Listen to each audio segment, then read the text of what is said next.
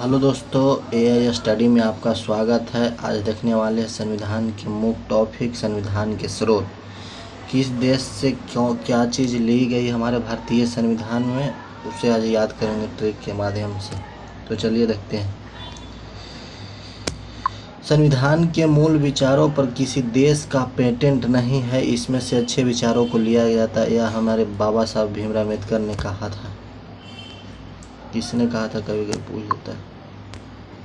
तो चलिए आसान भाषा में याद करते हैं। संवैधानिक स्रोत है। दुनिया भर के संविधान को बारीकी से पढ़ने के बाद बाबा साहब भीमराव अम्बेडकर ने कहा, भारतीय संविधान का मसौदा तैयार किया और अनेकों देशी और विदेशी स्रोत लिए। देशी स्रोत देखते हैं कौन कौन से, विदेशी स्रोत। देशी स्रोत यानी कि हमारे देश से ही कुछ नियम से लिए गए, उसे देशी स्रोत बोलते हैं। और विदेशी स्रोत यानी विदेश से लिए गए हैं। भारतीय संविधान पर सबसे पहले अधिक प्रभाव भारतीय शासन अधिनियम 1935 का है। भारतीय संविधान के 395 अनुच्छेदों में से लगभग 250 अनुच्छेद भारत शासन अधिनियम 1935 का है। देखते हैं विदेशी स्रोत में किस किस देश के हैं। अमेरिका हो गया, Britain, Australia, Ireland, Germany, Canada, दक्षिण अफ्रीका, रूस और जापान। चलिए अब देखते हैं किस किस देश से क्या क्या ली गई है।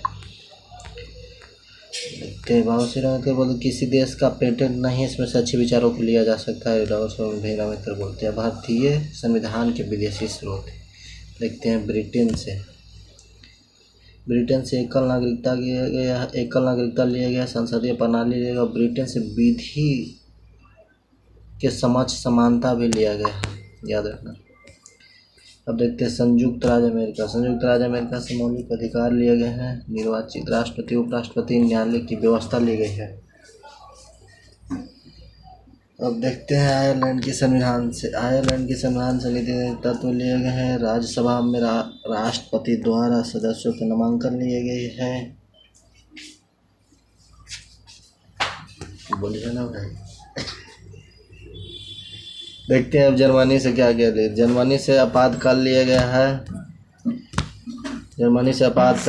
है। जापान से विधि द्वारा स्थायित्व प्रक्रिया लिया गया है। दक्षिण अफ्रीका से संविधान संशोधन लिया गया है। ऑस्ट्रेलिया से समवर्ती सूची लिया गया है। संयुक्त अधिवेशन लिया गया है।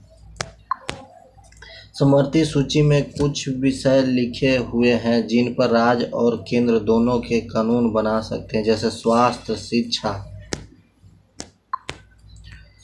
रूस से मौलिक कर्तव्य लिया गया है। स्वर्ण सिंह समिति के सिफारिश पर वर्ष 1976 में 42वें संविधान संशोधन द्वारा मौलिक कर्तव्यों को संविधान में शामिल किया गया।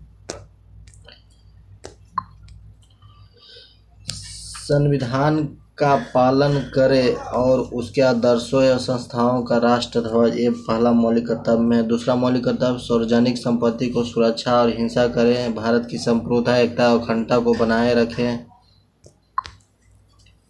बस ओके दोस्तों, आगे जानने के लिए अगले एपिसोड की वेट